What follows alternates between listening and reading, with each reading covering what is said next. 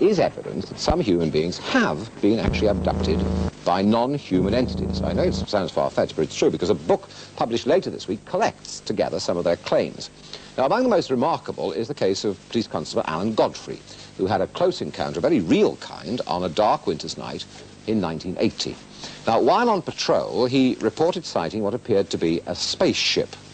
And although he has no conscious memory of what happened next, under hypnosis he recalls an alien called Joseph beckoning him towards a table. And then some smaller aliens and a dog appeared, tugging and pulling him towards the table and forcing him to lie down. And then Joseph began an examination of Police Constable Godfrey, while the creatures tried to take his shoes and socks off. Now, suddenly it was all over, and Police Constable Godfrey was sitting back in his police car, and now he is sitting with us here on the breakfast time sofa. It's an extraordinary story, isn't it, really?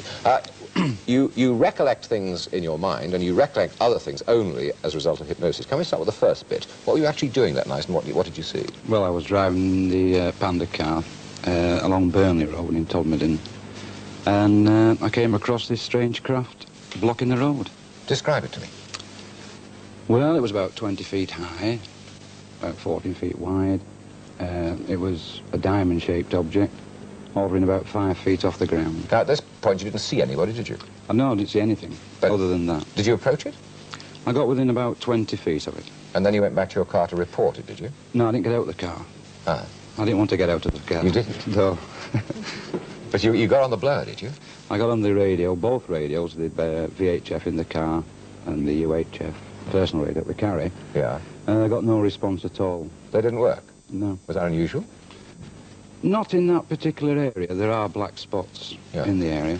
The radios have worked there since. And then you left the scene, did you? The next thing I remember was I was at the other side of where the object had been, driving the car. Away?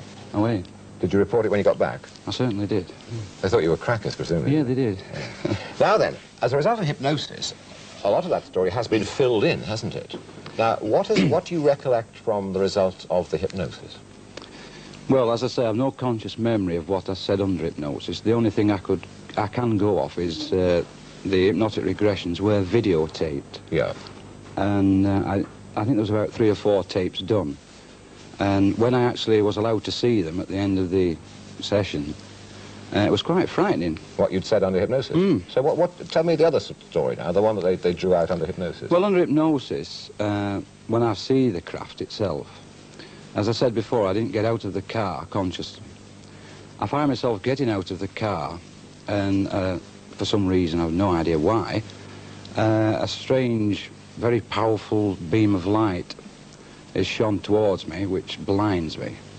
I jump back in the car in panic, and then there is some sort of a blackout.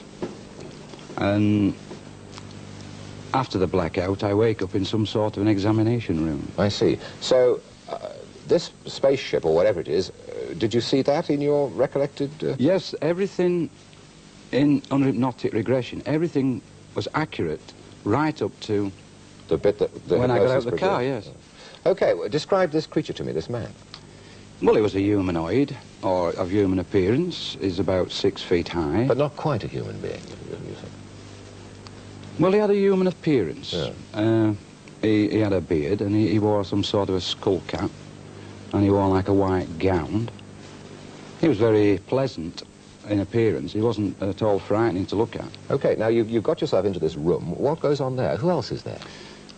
There were, I think I said there was 8 small 3-foot-high creatures that transpilated during the hypnotic regression as robots. Were you in a normal room, or were you in a spaceship, rather like Doctor Who's time capsule? Were you in something as kind of it looked bigger than his capsule. Yeah. You know, it doesn't look very big, does it, really? Yeah. But inside it, yes, I would say it's very similar. And then they tried to undress you, didn't they, at one point? Take your shoes and socks off. Why was that? Well, this is one of the funny things about it. When I got back to the station, I found that my left boot was split, and I had a burn mark on the instep of my left foot. And in the hypnotic regression, they actually examined my left foot. Now, that's remarkable to me, with the other evidence of the other police officers seeing the craft as well. Isn't it? How did your experience end in this place you were with these people? The doctor woke me up. We never actually got to an ending. Yeah. I was wired up to some heart machines, yeah, and they completely went off the scale. I was in such stress that both doctors stopped the hypnotic regressions. Now tell me, what do you make of it all? Do you believe now in UFOs, or what? Are you convinced that those things actually happen to you, or it's just in your mind somewhere as an imagination or a dream or something like that? Well, the UFO certainly existed. You're sure of that? Yes, it was a nuts and bolts craft. I think I'm quite capable of seeing something from 20 feet. Well, if I said to you anything you say will be taken down and used in evidence, you would say that you saw that thing? Yes, I would swear on the Holy Bible. What I saw that day, I've seen nothing of the like except in science fiction films. And what other thoughts have you had about the whole experience? The abduction part, well, I've thought about it. I've thought, well, perhaps it's something that I've read about and seen as Doctor Who, and because of my experience, it somehow got jumbled up. Yeah. Or it actually happened. Yeah. It's a good story, isn't it? I think it's wonderful. Yeah? I mean, that's a whole series of Doctor Who's. Well, I mean, what do you make of it, Colin? I mean, you work in the fiction of this. I mean, he is saying this isn't fiction. He is saying, I actually saw that thing.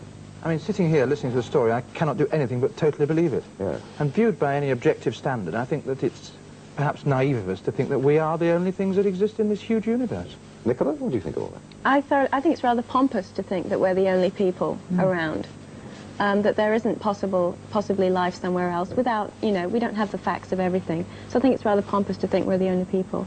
Alan, you are taken very seriously, I mean, aren't you, by people who study these things? I mean, what do they say about your experience? Are they also convinced that you actually went through this experience and those things and those people were actually there?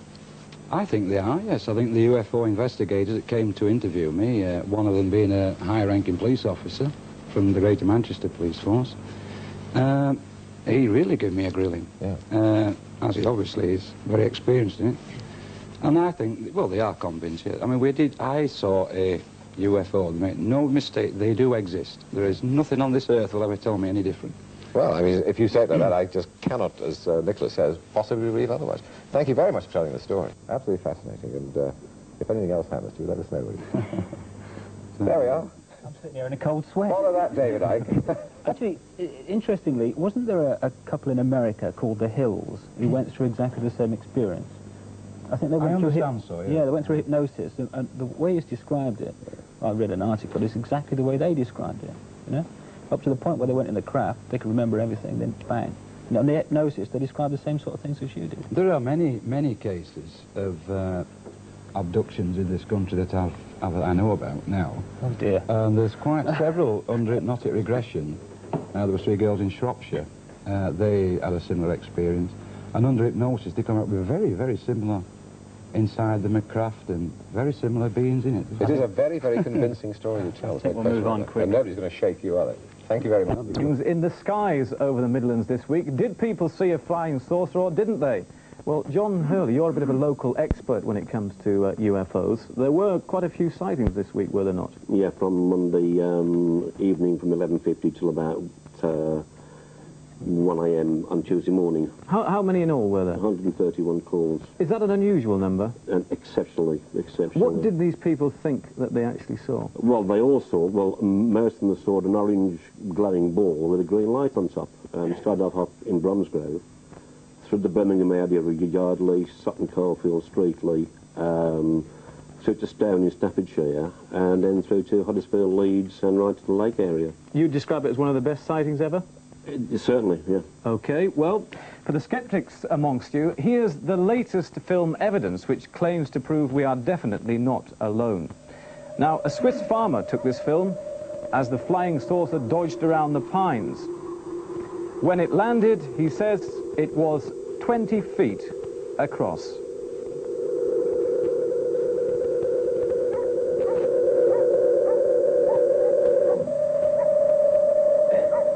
Now, seeing spacecraft is one thing, being taken aboard them is definitely another. We'll be talking to Linda Taylor and Alan Godfrey, who say they've done just that. They're in another part of our building at the moment for reasons which will become apparent very shortly. They're with our own newcomer, Debbie Davis. Debbie. Thanks, Andy. Well, both Linda and Alan say they've seen flying saucers. Not only that, but that they've actually been abducted and taken on board these UFOs. Linda, can you just briefly describe to me what sort of people did you see on board the spacecraft? They were very tall, around about 6'6", and they had navy blue coveralls on, right up to the neck. They were sort of dark skin, yellowy, sort of grey skin, slanted eyes, and very black hair. But that's not something that you can remember in your conscious memory, No, is it? not at all. It's only in your subconscious, which That's is why correct. we've brought Joe Keaton in, who's a hypnotist. Now, Joe, I hope you're going to help them unlock their memories by taking them back to a subconscious state. Can you now prepare Linda and Alan for hypnosis, please, for a close encounter of what happened to them? Would you both make yourself more comfortable? Come further down in your chair, please. Try and rest your head so that it won't go too far back. You see, if your head falls forward, your throat will be restricted. Now, don't close your eyes. Well, we will be joining Debbie, and in fact seeing more of those two people later on in the programme, and perhaps reliving some of those moments in their subconscious. Should be very interesting indeed. But for the moment, we'll leave. There's a very lively debate there in soccer hooliganism. I suspect that's the subject we'll be coming back to before the end of this new series of Central Weekend. I'm actually in another part of the studio, as you, in the building rather, as you obviously know, because we've been undergoing hypnosis here, and we have two of our guests tonight, Linda Jones and Alan Godfrey. Alan actually hasn't gone under as such yet, but Linda has. And Joe Keaton, you've been managing to take Linda back to one of the moments when she was able to go aboard or at least confront something which she couldn't explain. Now, she thinks it was some kind of spacecraft, some UFO that she can't explain. How far did you actually get with her? Oh, we got her to a point of such extreme terror. When you were in the... People Yes, in the I studio actually witnessed it, yeah. The heart was racing, the breathing was accelerated. She was looking at something that frightened her. And then, very, very slowly, she couldn't really explain what it was. First it was a ball coming out of the river. Then she said, it's above the river. And then she said, it's gone to the top of the tip. And gradually, she slipped, whether into a deeper or not. That's when she started talking to us. Okay, well, Linda, I know, is still obviously a bit groggy at the moment. She'll be talking to us later on in the programme. It is fascinating, I can promise you. There'll be more of that later. We're going to take a break now. Then we'll be asking why some men feel compelled to dress as women. Some of them are... Nice little arrangement, that, wasn't it? Welcome back. From now until midnight, we'll be hearing from perfectly sane, respectable people who say they've been kidnapped by creatures from outer space. Now, the latest evidence that we don't have the universe to ourselves comes in a remarkable piece of film taken by a Swiss farmer. Now, it appears to show a spacecraft cruising above some pine trees. There you can see it. Skeptics should note that the swaying of the trees as the craft passes overhead is something which we are told is very hard to fake indeed. Well, something like that, it seems, was seen over the West Midlands, very conveniently for us, I might add, this week as well, and 57 people called in to say that they'd actually seen it. Some of them, I also know, lived in the Solihull area. I wonder if there's anyone here actually from the Solihull area that saw anything strange in the skies over the last couple of days. I asked you earlier on, actually, and nobody said a word, but never mind. I do know that there were two people travelling in the vicinity.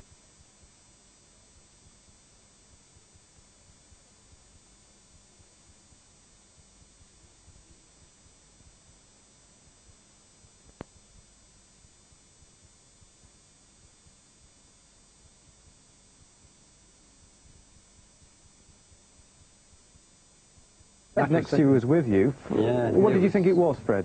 Oh, it was a very, very bright light. Say a star was that size, this was that size. And it sort of went round that way rather than over or... Yeah, you've done a lot of driving around over the years. Have you ever seen anything like that in the sky before? Never. And it stayed in the sky for some time, and then quite suddenly it disappeared. And you've got no explanation as to what that might be? No, I thought it was a plane at first, but I then realised it wasn't because there were no flashing lights with it or anything like that. It was just one big, bright light. Yeah, brilliant glow. So the pair of you accept that you've seen something that you might describe? My wife saw it as well. As a UFO? Would you call it a UFO? I would, yeah. I don't know. Okay, we said perfectly sane, rational people here this evening. Fred and His friend there. Thanks very much indeed for that. Well, apart from those who say they may have seen something, we also have with us tonight, as we were seeing earlier on, two people who claim that they've actually been on board something.